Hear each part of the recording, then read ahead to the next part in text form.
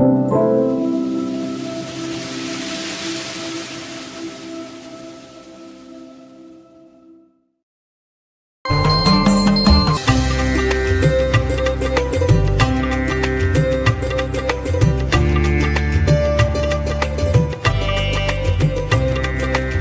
யாவும் திருத்தணிகை திருப்புகழ். எனக்கென யாவும் படைத்திட நாளும் இளைப்பொடு காலம் தனில். எனக்கென்றே எல்லாம் சேகரிக்க வேண்டி நாள்தோறும் இளைப்பு உண்டாகும்படி உழைத்து காலக்கணக்கிலே ஓயா எடுத்திட காயம் தனைக்கொடு மாயும். ஓய்வு இல்லாமல் எடுக்கின்ற தேகங்களைக் கொண்டு பின்னர் இறந்து போகும். இலச்சையிலாதின் பவமாற இலஜை வெட்கம் அழிய என் பிறப்பு ஓய்வு உற பிறப்பு அற.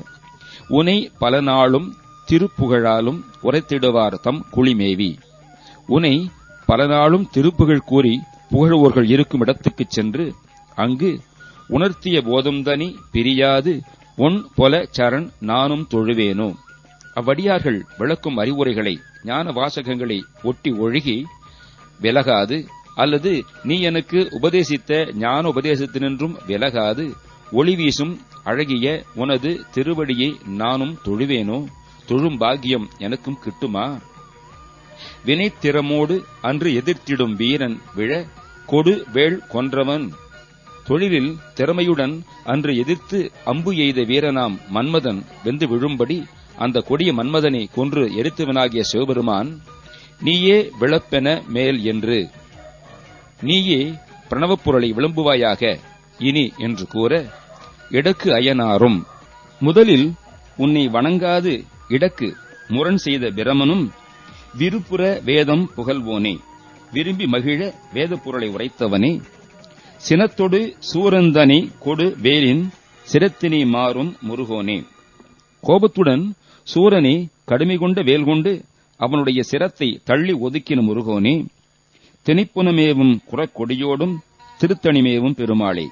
திணிப்புனத்திலே வாசம் செய்த குறப்பெண் வள்ளியுடன் திருத்தணிகையிலே வீற்றிருக்கும் பெருமாளே.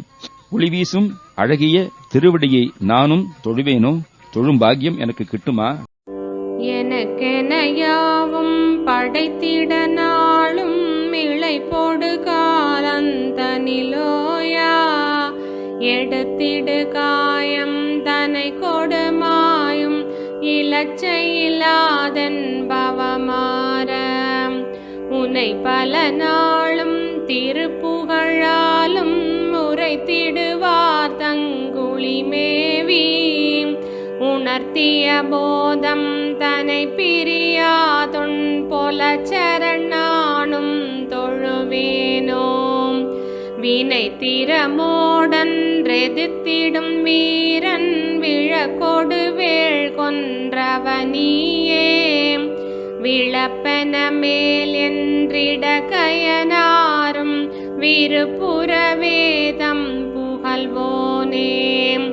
சினத்தொடு சூரன் தனை கொடு வேலின் சிரத்தினை மாறும் முருகோனே. தினை புனமேவும் குறக்கொடியோடும் திருத்தணிமேவும் பெருமாளே.